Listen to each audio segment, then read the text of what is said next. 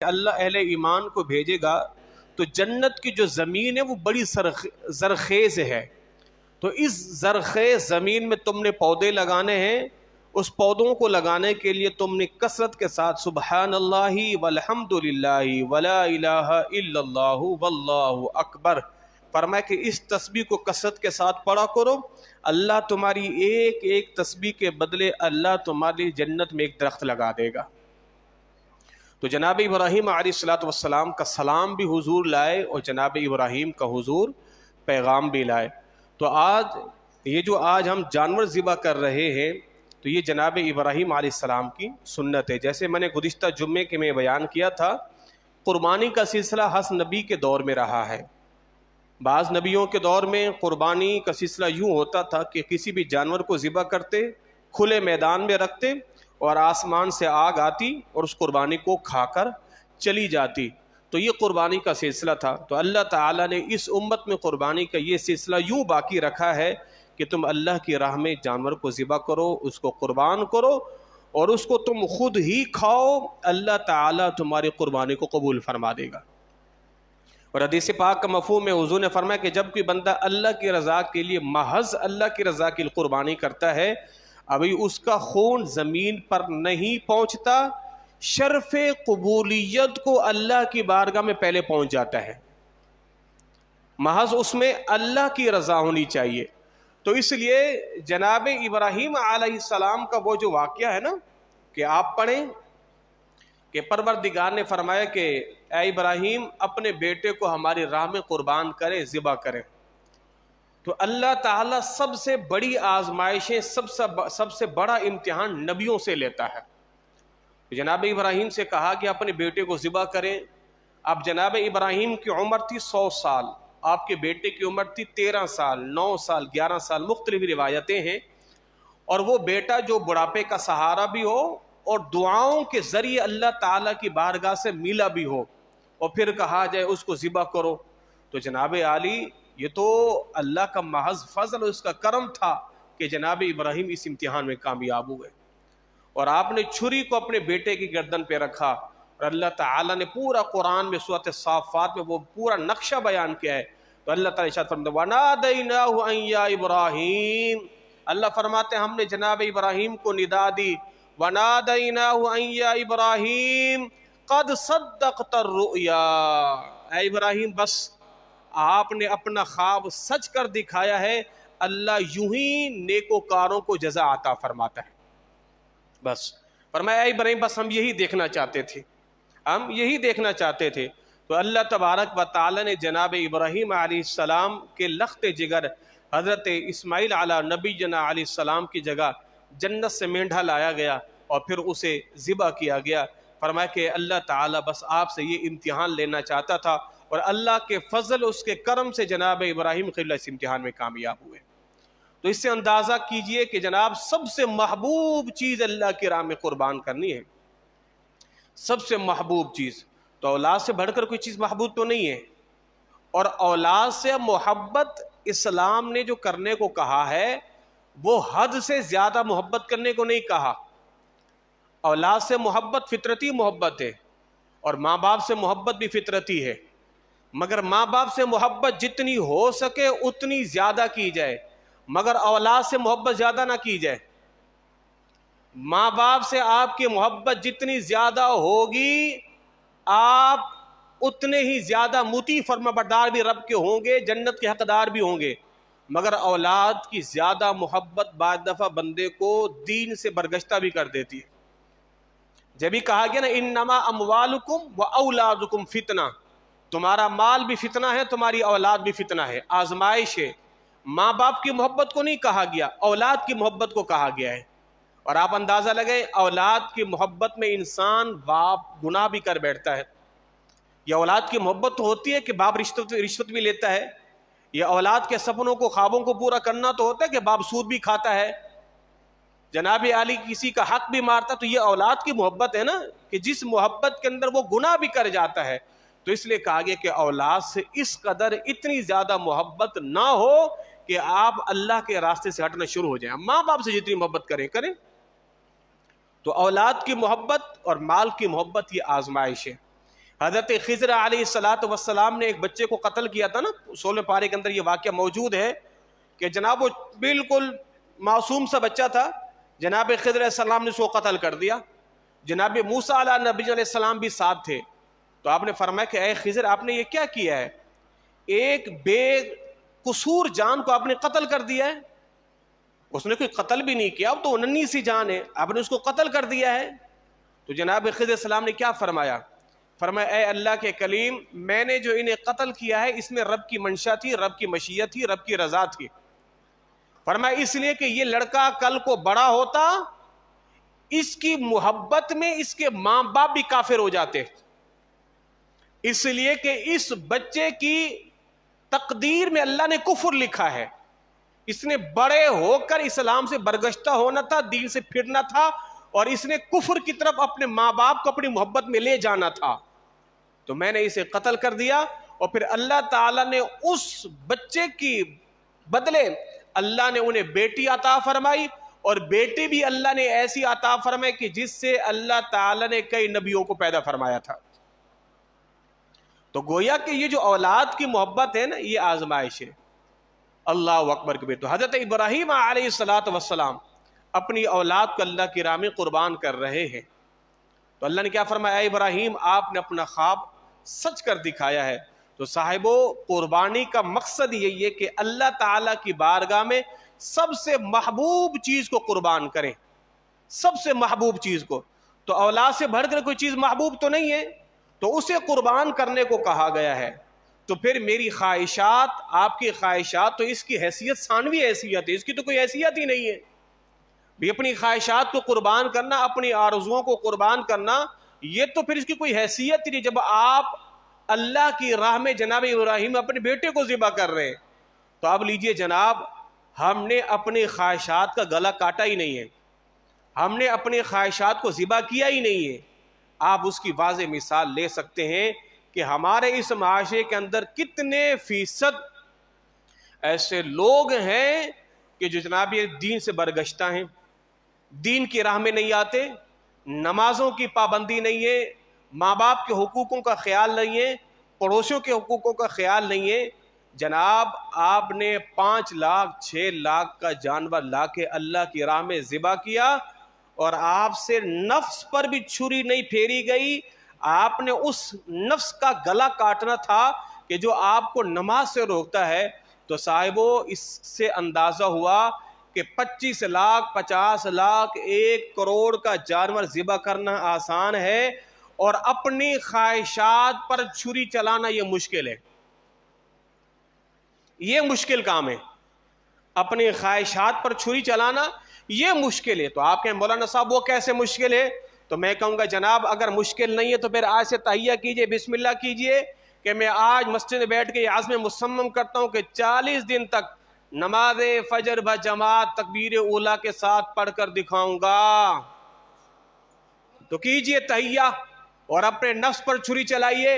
اور میرے مصطفیٰ نے فرمایا کہ جس نے 40 دن تک نماز بجماعت تکبیر اولیٰ کے ساتھ پڑھی، اللہ اسے نفاق سے بھی آزادی عطا فرمائے گا، اللہ اسے جہنم سے بھی آزادی عطا فرمائے گا، اللہ اسے جہنم سے بھی آزادی عطا فرمائے گا. تو صاحب نفس پر خواہشات کا گلا کاٹنا یہ مشکل ہے، یہ مشکل ہے. تو اولیاء کرام کا یہ معمول ہوا کرتا تھا کہ جب ان کا نفس کسی چیز کی خواہش کرتا نا، طلب کرتا. جناب عمر رضی اللہ تعالیٰ عنہ کا ایک دن دل کر رہا تھا مچھلی کھانے کو، تو آپ نے خالی خواہش کا اظہار کیا. تو آپ کا جو غلام تھا اس کو پتہ چل گیا، اس لیے کہ جناب فاروق اعظم تو سوکھی روٹی کھاتے تھے، آپ کا تو معمول ہی یہی تھا، اس وجہ کر کے کہ کہیں میری رعایا میں کوئی بندہ بھوکا نہ سو جائے. تو آپ کے جب غلام کو پتہ چلا تو اس نے کیا کیا، گھوڑے کو دوڑایا اور دور دراز علاقے سے جا کے مچھلی لے کر آ گیا. اور اس نے کیا کیا، آتے ہی گھوڑے کو صاف کیا. گھوڑے کا جو پسینہ تھا وہ گھوڑا ہانپ رہا تھا، تو اس نے سارا پسینہ صاف کر دیا کہ کہیں جناب عمر کو پتہ نہ چلے، اور مچھلی لا کے پیش کر دی. جناب فاروق اعظم رضی اللہ تعالی فرمایا کہ یار یہ کہاں سے لائے ہو؟ فرمایا حضرت بس آپ تناول فرمائیے، آپ کو خواہش تھی، طلب تھی، اس لیے کہ کبھی آپ اپنی خواہشات کے مطابق تو کھانا کھاتے نہیں ہیں. اللہ اکبر. تو جناب فاروق اعظم رضی اللہ تعالیٰ عنہ باہر آئے اور آپ نے گھوڑے کو دیکھا تو گھوڑے پر کوئی پسینہ نہیں، آپ نے اس کے کان کو ہٹایا تو جیسے کہتے ہیں نا کان پٹی، تو کان کے نیچے آپ نے دیکھا کہ پسینہ تھا، تو آپ نے غلام کو بلایا، فرمایا کہ یار تو نے سارا پسینہ صاف کیا ہے پر کان کے نیچے سے پسینہ صاف کرنا تو بھول گیا تھا۔ تو پھر آپ نے فرمایا یار تو نے میری خواہش کے لیے ایک بے زبان جانور کو تو نے اتنا دوڑایا، فرمایا جاؤ اس کو اللہ کی راہ میں صدقہ کر دو، میں نے اس کو کھانا نہیں ہے، تو میری خواہش کے لیے تو نے جانور کو اتنا تھکایا ہے، جاؤ اسے اللہ کی راہ میں خرچ کرو۔ تو صاحبو یہ جو خواہشات کا گلا کاٹنا یہ بہت مشکل ہے۔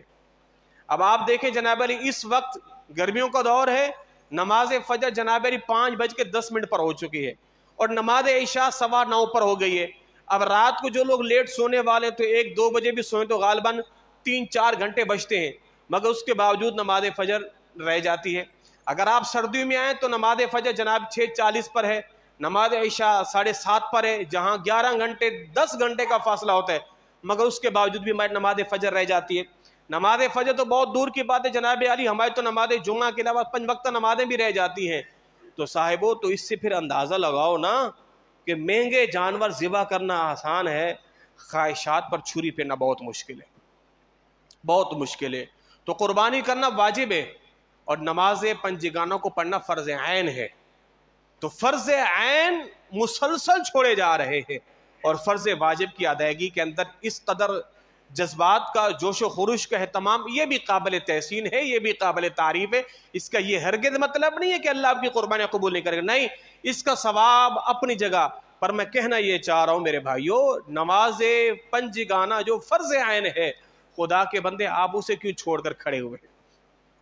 ایک ہفتہ پہلے کی بات، ایک شخص کا والد کا نماز جنازہ تھا، تو وارث کہنے لگا کہ امام صاحب ذرا آپ اعلان کر دیں جو لوگ باہر کھڑے ہوئے ہیں تو وہ بھی مسجد کے اندر آ جائیں۔ تو میں نے کہا بھائی وہ نماز جنازہ کے لیے آئے ہی نہیں ہے، نماز جنازہ کے لیے وہ آئے ہی نہیں ہے، جب بھی تو باہر کھڑے ہوئے ہیں۔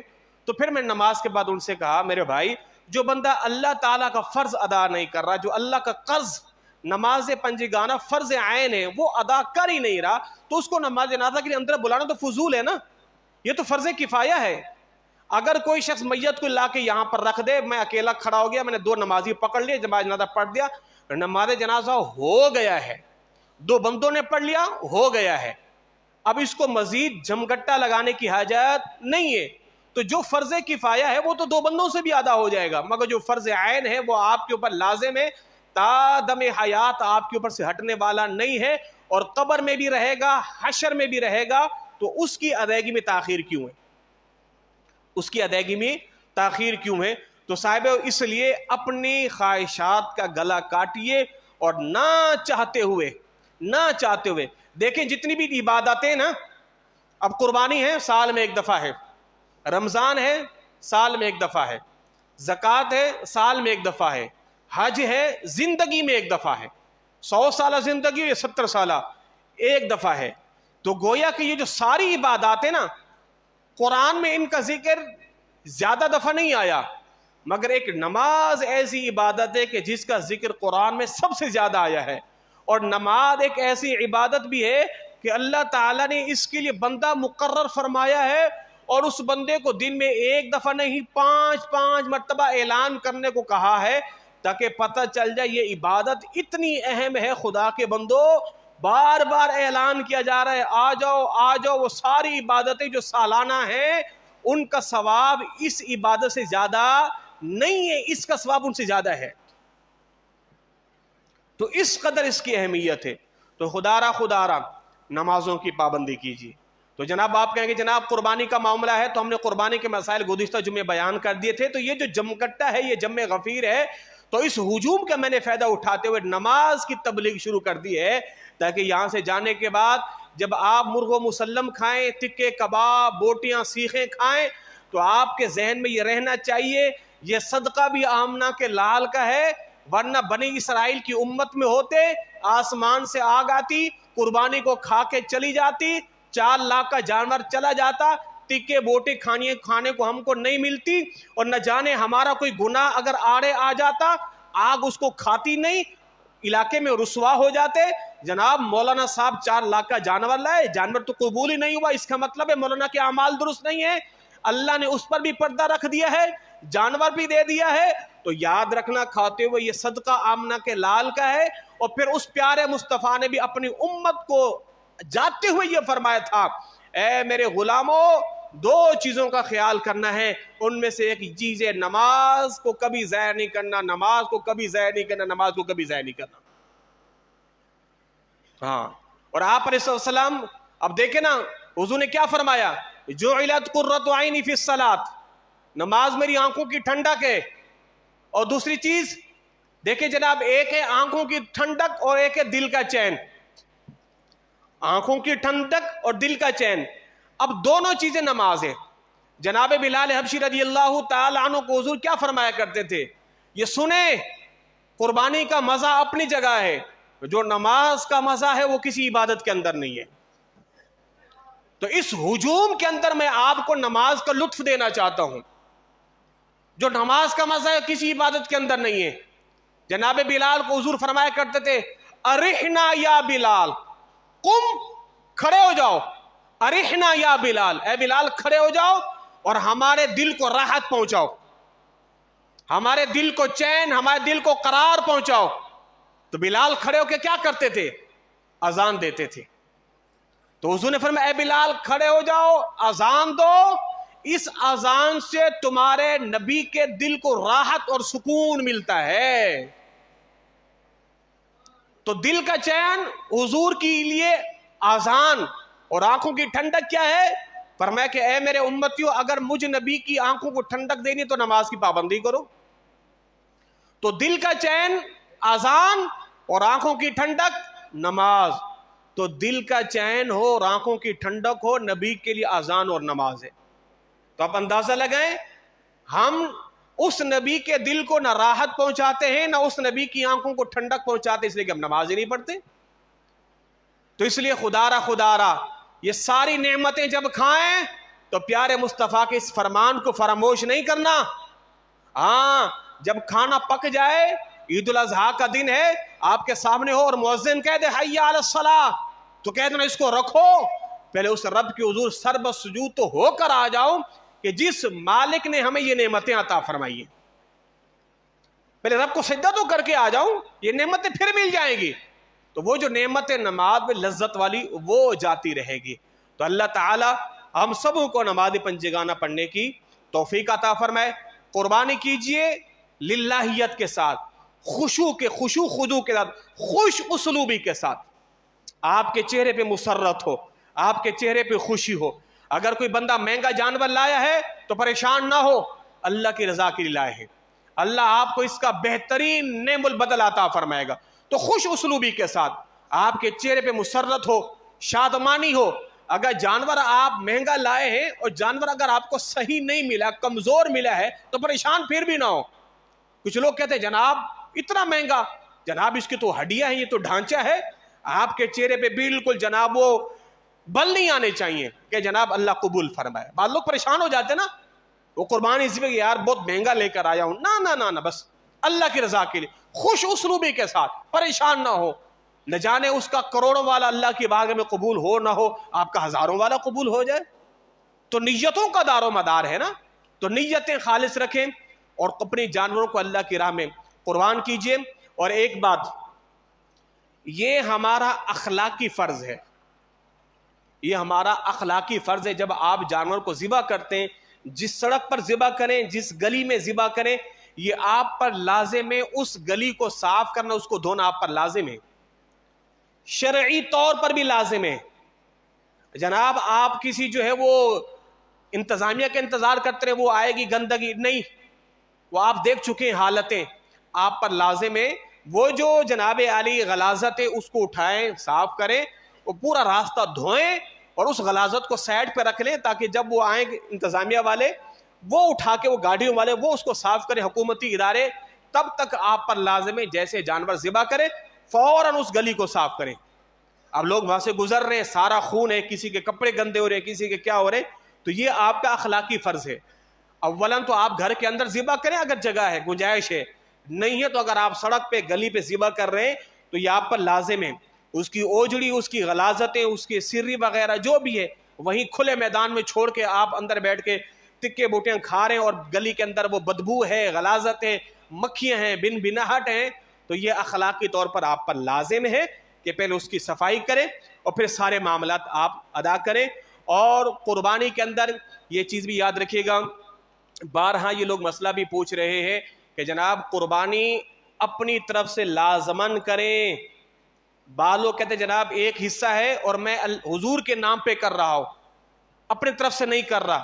ایسا مت کریں، پہلے اپنی طرف سے کریں، پھر اگر آپ کے پاس اضافی حصے ہیں تو پیارے مصطفیٰ کے نام، انبیاء کے نام یا اولیاء یا والدین مرحومین کے نام، پہلے اپنی طرف سے۔ اور بعض لوگ اپنی طرف سے قربانی نہیں کرتے، جناب میں عقیقہ کر رہا ہوں، تو خدا را یوں بھی قربانی کو مت ضائع کیجئے، پہلے اپنی قربانی کیجئے۔ میں نے حدیث پاک بیان کی تھی، حضرت عائشہ فرماتی ہیں ان دنوں میں 10، 11، 12 یہ جو 3 دن ہیں ایام نہر کے، اما عائشہ فرماتی ہے ان دنوں میں قربانی کرنا اللہ کے نزدیک ساری عبادتوں سے افضل عبادت قربانی کرنا ہے۔ اور میں نے مثال کے طور پر کہا تھا، اگر کوئی شخص جناب عالی ان دنوں میں پوری دنیا کے پہاڑوں کے برابر بھی صدقہ کرے، اللہ اسے وہ ثواب نہیں دے گا جو اللہ اس کو ایک جانور کے ذبح کرنے پہ ثواب عطا فرمائے گا۔ تو اللہ تعالیٰ آپ حضرات کی قربانیوں کو اپنی بارگاہ میں قبول اور منظور فرمائے۔ آپ حضرات کھڑے ہو جائیں، صف درست فرما لیجئے۔